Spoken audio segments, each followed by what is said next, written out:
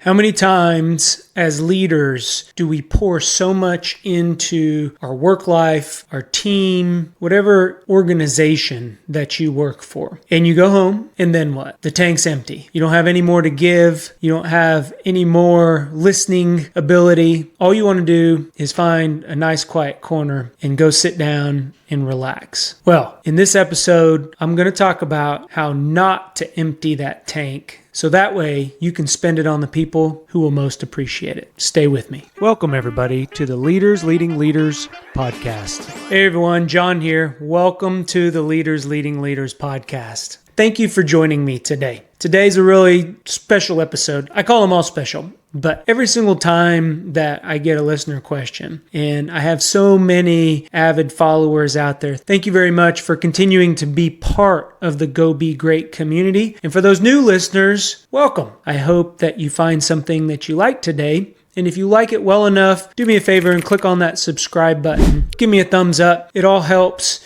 to make sure that this podcast gets out to as many people as we possibly can and ultimately meet our mission of getting others to where they're going. I've been in the leadership business for 15 plus years, and I've helped leaders get to where they're going. I've developed training for leaders, and I've walked right beside leaders. And that's important because as a first-time frontline manager, or first time that you're leading a team, or first time that you've switched organizations, maybe that you've been working in for a long time, and now you're in a leadership role, or you've transitioned from one organization to another organization in a leadership role. And as leaders, you wouldn't be listening to this podcast if you didn't want to be a better leader. And I fell into this trap of giving so much to my team, putting so much effort into work that when I got home, my tank was empty. On that drive home, I can remember when I was going into the office every day, almost dreading the fact that I had chores still to do around the house, or maybe I had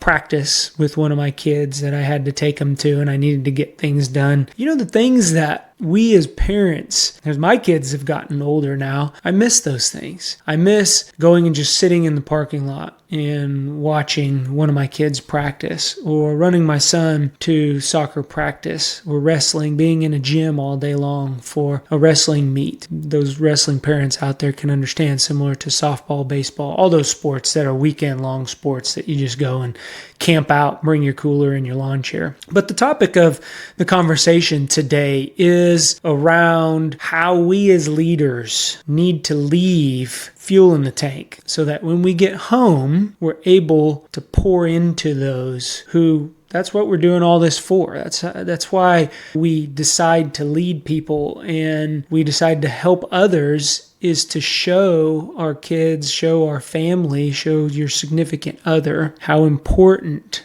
it is to do that same thing. And if we get home and we're short-tempered, our tank's empty, all we want to do is go sit on a couch, what do they see? They don't see all the things that go on at work. All they see is you coming home and vegging out. So what are some things that we can do as leaders to help us show up better at home? And one of the questions that prompted this was, as an effective leader in the workplace, does that effectiveness translate into a good mother, a good father, a good grandparent, aunt, uncle, brother, sister, son, daughter, whatever that may be? And I will tell you, it depends. It all depends on you, the leader. Many leaders struggle with managing their priorities and their time as it relates to how they work-life balance. And I don't even like the word balance. When you get home at 5:30, 6:30, whatever time you get home, in the afternoon, maybe you work nights and you get home in the morning, you just turn the switch off. There's work life, click the switch. Now I'm in personal life. I got things to worry about here. I don't know about you, but I don't operate that way. My mind runs 1,000 miles an hour. So I'm still thinking about the things that I had on my to-do list at work that I didn't get done,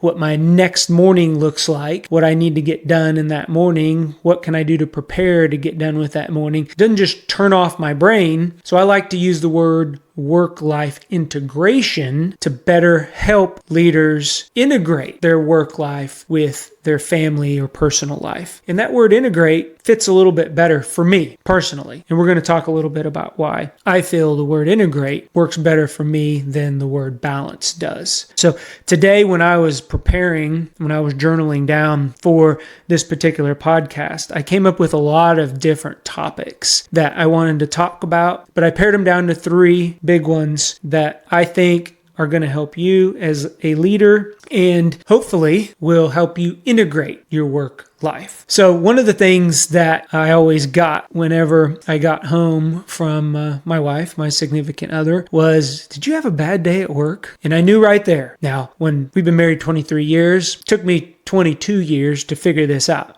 I didn't say I was a fast learner, but when that question came out, I was like, no, I had a good day at work. And then it got me thinking, I had a great day at work, but for her to ask that question means that I wasn't giving it all when I got home. And that was a red flag for me. That really was, because that indicated that I didn't have anything left in my tank. So when I got home, I might have been short-tempered. I might have said something that probably I wouldn't have said on a normal day if I wasn't so preoccupied with work. I don't know if you're like me. I may be the only person that when I get home and I've had a great day at work, I get the question, "Did you have a bad day at work?" But that was the pivotal point. I was journaling about this, where I recognized as a husband that I got to start showing up. I got to start bringing my A game to my life as I do to my work. So how do you do that? What are some things that you can do to hopefully integrate your work in your personal life? First things first, a big prioritization person, show up where it's most important. Where is it most important? In my 20s, well, I had kids very young. So in my teens, it was about me. I was the most important thing. And I did what I needed to do to meet my needs. When I got into my 20s, I started to have a family. My family started to grow. My family was the most important thing. I worked 2-3 jobs when Jen was pregnant. I,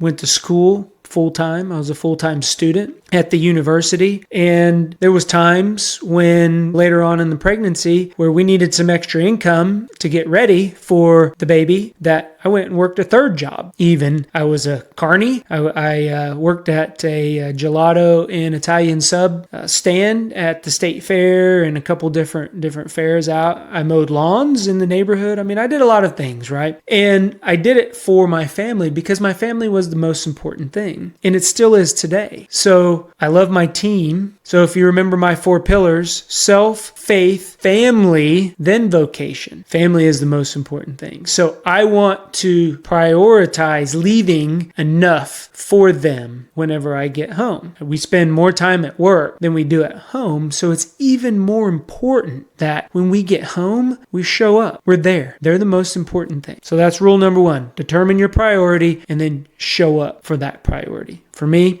it's my family. Number 2, there will always be another hill to climb. What happens when you're in the thick of things and you have a problem? A lot of leaders have a problem solver mind. They have a team that they work with to solve problems, to get things done. Then when you get it done and you get to the top of the hill and you're on that peak, what do you see? I see another hill. I got to go climb that hill, right? It's like the fulfillment thing. Well, when I get to the top of that hill, everything's going to be okay. And you take a deep breath and then you look around and you got 30 more hills in front of you. So they will always be another hill. Where I'm going is work will be there. I have people retire within 30 days notice. They go off, start a new chapter of their life. Guess what stays? Work. When you leave your organization, unless you are the CEO, you're the delivery person, you're the distributor, you're everything, you're the single source, there's still going to be work to get done. So for me, when I think about that, I don't want to empty my tank on the first hill, because if I empty that tank on that first hill, guess what? There's 10 more hills ahead of me. And oh, by the way, I got to go home. Save some for the most important thing in your life. And for me, that's my family. That's who I want to show up for. My children, my grandchild, and I want to use some of this leadership stuff to teach them how to be good leaders. So that way I help them get to where they're going. And hopefully they don't make the mistakes that I made, even though sometimes we have to make those mistakes so we get that experience so we can talk about it. And then the third, and for me, I use this in pretty much everything that I do. Be the person that your family needs at that time. Maybe that requires your tank to be 75% full when you get home. Maybe there's something going on at home, or your significant other might be out of town, so you're the one that has to coordinate everything. Be present. That's really the root of be the person that your family needs at that time. Make sure that you're present. And if you're thinking about work, if you're thinking about all the things that you got to do in the morning, you're not present. You're not present when my son walked into my office tonight and it was PM. I had some training that I had to do, and I was still answering emails and sending off some last minute things, and he came in, and if it were somebody that was on my team, I would have stopped what I was doing and I would have rolled around my desk and I would have gotten eye to eye or eye level, and we would have had a conversation. I didn't do that. I didn't do that tonight. I continued to work and I continued to listen to him, and we had a conversation, but I didn't pay him the respect that he deserved, and I didn't show him how we as leaders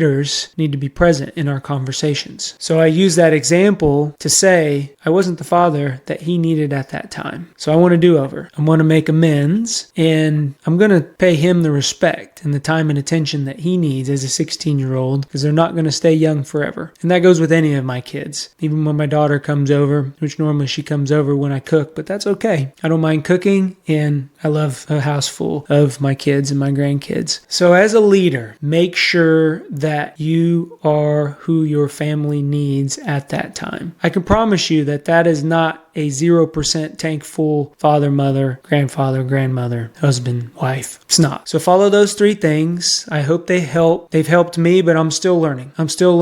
And one of the big takeaways for me today was that I recognize it and I'm going to do something about it. So that was a big takeaway, and it was just fitting that I was going to talk about this today, and that occurred, and I called myself out and I apologized. So we're going to change that, recognize it, and we're going to course correct and change that. So as a leader, make sure that you show up for those that are most important. Be present and be that person that your family needs at that time. And I promise that your tank's going to be full enough. If you can meet those three things, they're going to appreciate it, and you're going to do what you need to do to ensure and prioritize that gets done. I hope this helps somebody. Go be great. Make sure that you're following the other communication episodes for this season. Big communication, foundation of leadership. So go check them out. You'd be doing me a favor. Talk to everyone later. Go be great. Bye-bye. If you enjoy what you're hearing, please hit the like and subscribe button. It helps us get others to where they're going.